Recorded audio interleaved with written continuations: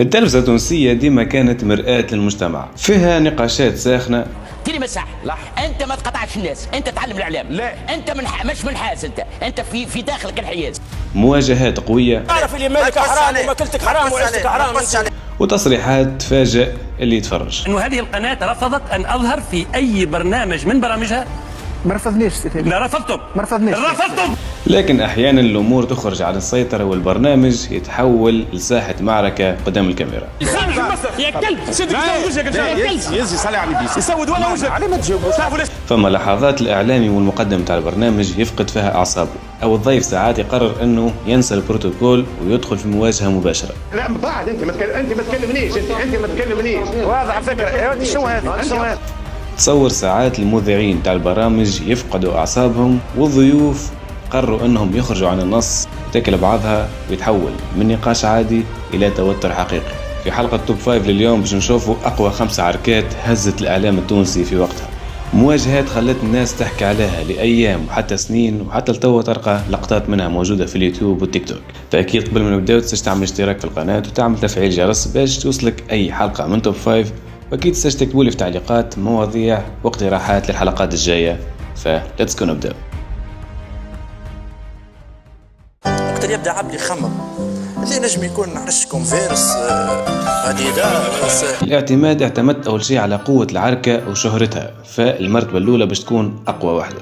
بالنسبه للاستثناءات استثنيت اي عركه موجوده في برامج مش تونسيه، برامج اجنبيه.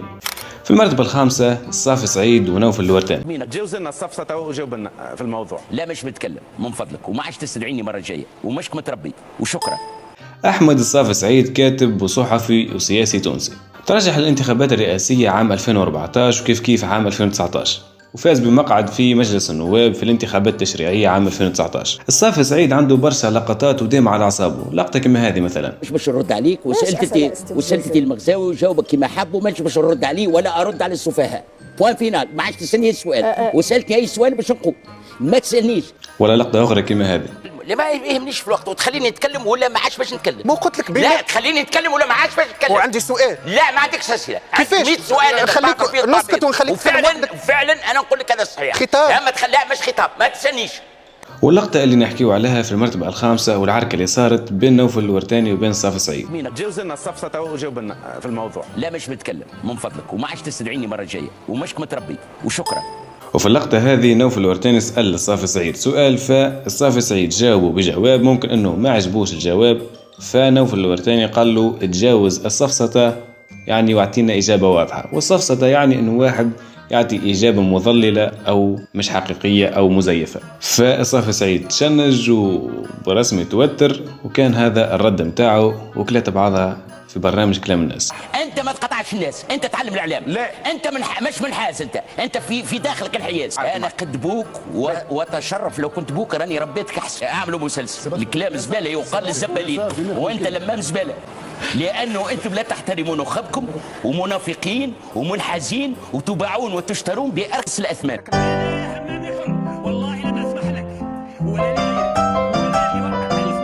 في المرتبة الرابعة بيا والدلاجي. ما عليك انت لا تشخص يسب انت المنطق نتاعك انت. الدلاجي في مقابلة في إذاعة قال أني واحد من العظماء اللي ما زالوا موجودين، وحصل له جي لبرنامج المرجدي. شخص عظيم قاعد حدانا قال لك أنا من العظماء. شو نسيسك؟ أنا واحد من العظماء اللي مازال حي. بطبيعة الحال بيا الزردي ما عجبهاش الكلام اللي قاله الدلاجي، فهاجمته ديريكت، وتحسوا الدلاجي بده يستنى في بيا وقتاش تجاوبه وقتاش تنتقده هي بالذات، لأنه ممكن عنده بونت معاها ولا عنده حاجة معاها. فديريكت الجواب نتاعو كان حاضر وكليته بعضها في البرنامج المرجدي. سامحني سي دلاج، اما راك انت اليوم لازمك تعتذر للعظماء. انا تعرفي الموجود في العظماء، انا موجود سامحني على الاقل انت تحتي، انا فوقك، نجم يكون عظيم عليك انت. لا تشخص يسب انت العظماء. والله واضح وصلت فكرة. ممكن وصلت الفكرة كاملة.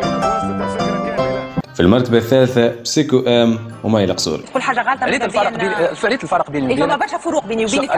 نعطيك فرق حلو برشا بيني وبينك. انا بسيكو ام على وزن اسلام، انت ماي القصوري على وزن التجمع الدستوري. بسيكو ام مغني راب وستريمر تونسي، توا اتجه الستريم اكثر من راب. مقابلة في برنامج كلام الناس قديمة برشا، ووقتها بسيكو ام مازال كبداية شهر، واكيد لازم مايا القصوري تهاجم اي ضيف جديد واي انسان مازال كبداية شهر وتطلع فيه العيوب السبعة وتعطيه النقد متاعها على بعضه باش هو يتوتر ويقول كلام مش في بلاصته. ولكن بالنسبة لي بسيكو ام كان اقوى منها والرد نتاعو كان اقوى. سيبوز اسمي بايا بن عمار، شكون تلقاها لافان ترى؟ عطيني معني هذه لا تنابز بالالقاب اللي تحكي فيه قبيليك. مايا بن عمار نقول لك انا على وزن بسيكو ام على وزن الاعلام، انت مايا بن عمار قدامي تتكسر كل بالله. ونقاش تحول من كلام عادي الى توتر وتطيح قدر ونبزان. وبالنسبه لي كان بسيكو ام يعمل اغنيه راب على مايا القصوري بيكلاشها يحطمها.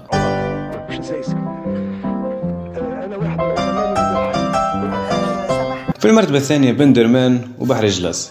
بندرمان اسمه الحقيقي بيرم الكيلاني، مغني تونسي تعرف قبل الثورة بانتقاداته الواضحة للممارسات القمعية اللي يقوم بها نظام بن علي. من أشهر الأغاني اللي غناها في عهد بن علي الناقدة للنظام أغنية ما تمسش السيستم.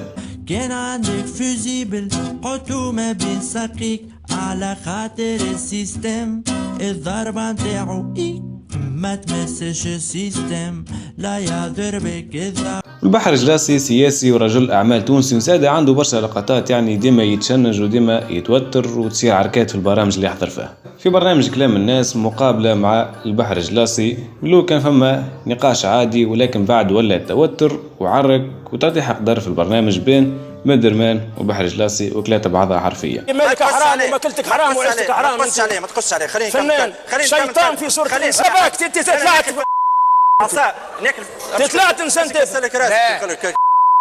لا لا كلب سوق كيف كنت تتكلم. كسلك وجهك لا كسلك وجهك كسر وجهك كسر وجهك كلب سوق كيف كنت. نقعد بالاحترام بعد اذنك معناتها باش توصل الفكره للناس. في فقرة جدير بالذكر عركة صارت بين الهاشم الحامدي وسمير الوافي في برنامج لمن يجرى فقط. أعراض الناس ليست لعبة بين يديك ولا بين يدي سامي الفهري ولا البريمة فيكم في هذه القناة. بارك الله. أنا همامي حر والله لن أسمح لك ولا لغيرك ولا لألف من ذلك. وايضا عركة اخرى صارت في برنامج في قناة الحوار تونسي، الحقيقة ما عرفتوش شنو اسم البرنامج بالضبط والضيف شكون هو بالضبط، ولكن لقطة نجم تكون معنا في فقرة جدير بالذكر. واضح وصلت فكرة ممكن وصلت الفكرة كاملة لا بعد انت ما تكلمنيش انت ما تكلمنيش واضح الفكرة. شنو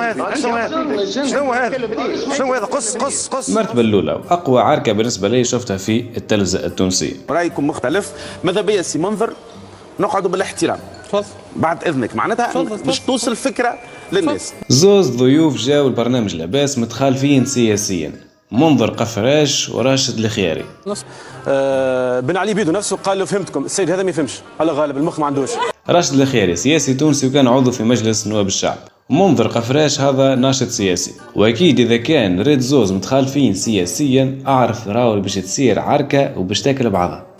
ترفع بيك باهي ارفع حتى 10 باهي نتكلم التهديد هذا. لا سي منظر سامحني سي منظر انسان منصب. الخصام صار على خاطر كل واحد فيهم يشوف في روحه هو صحيح، وبالطبيعة المحاور اللي قدامه يحب يظهره اللي هو غلط، والكلام السخن والاتهامات والتهديدات على بعضه، وكل واحد يحب يفرض رايه على الآخر، وكل واحد يحب يظهر انه التيار اللي ماشي فيه هو خير من التيار متاع الآخر. ومقدم لاباس نوف الورتاني حاول يهدي الوضع، ولكن صارت العركة هذه وكلات بعضها. بن علي سيدك بن علي أسرع يا منصب يا من تدعي أن ساعك اليوم ودور وانت فاشل. انت يا كلب سيدك وجهك يا كلب يزي صلي على النبي يسود ولا وجهك عليه ما تجاوبوش. تعرفوا لا سيدك. وهذه كانت حلقة توب 5 لليوم، ان شاء الله تكون عجبتكم. اكيد تنساش تعمل بارتاج للحلقة باش توصل اكثر عباد، اذا كان عجبتك اكيد تنساش تعمل لايك للفيديو. السلام عليكم.